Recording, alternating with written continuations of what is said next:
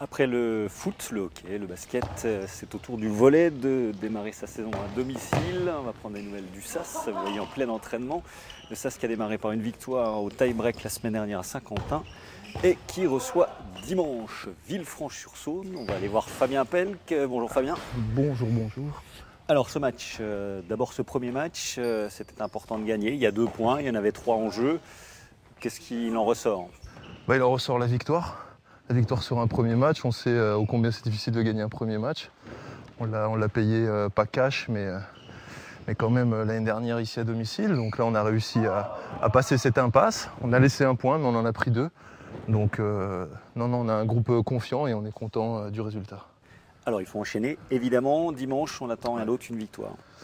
Ouais, une victoire à domicile pour enchaîner, pour toujours pouvoir travailler dans la confiance et sereinement. Donc on va tomber sur une équipe de Villefranche avec quelques joueurs qu'on connaît et puis pas mal d'inconnus. Mais je pense qu'encore une fois, ça va beaucoup dépendre de notre qualité de jeu à nous, au-delà de l'adversaire, quoi. Alors cette qualité de jeu, pour l'instant, satisfaisante, mais peut mieux faire? Oui, il peut mieux faire parce qu'on a encore, c'est un symptôme qu'on a depuis qu'on travaille ensemble, c'est des passages à vide. Donc ces passages à vide, il faut tout faire pour les gommer, il faut beaucoup de concentration. Mais il y a quand même beaucoup de satisfaction après la lecture de la vidéo que j'ai faite là, sur le match de dimanche. Voilà, il y a vraiment de très bonnes choses et on va s'appuyer là-dessus pour la suite, quoi. Mentalement, on sait que la saison va être éprouvante. Vous avez clairement dit que vous visiez la montée, donc on sait que les fenêtres de tir sont étroites. En tous les cas, les échecs ne devront pas être trop nombreux.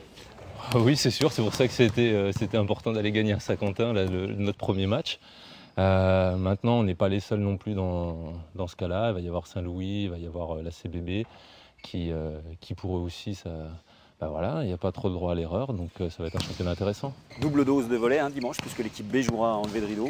Ouais. C'est vrai que c'est agréable pour les 2 équipes. Il y a une belle communion, c'est agréable pour les dirigeants, les bénévoles et tous ceux qui aiment le volley de faire une belle après-midi ensemble. Et puis on espère qu'il y aura 2 victoires à la clé. Comment vous sentez votre groupe là pour finir? Bien, on a bien attaqué la semaine, on était content d'avoir gagné, donc ça nous a permis d'arriver mardi et de travailler encore mieux. Donc là, il nous reste 2 entraînements pour préparer le match de dimanche.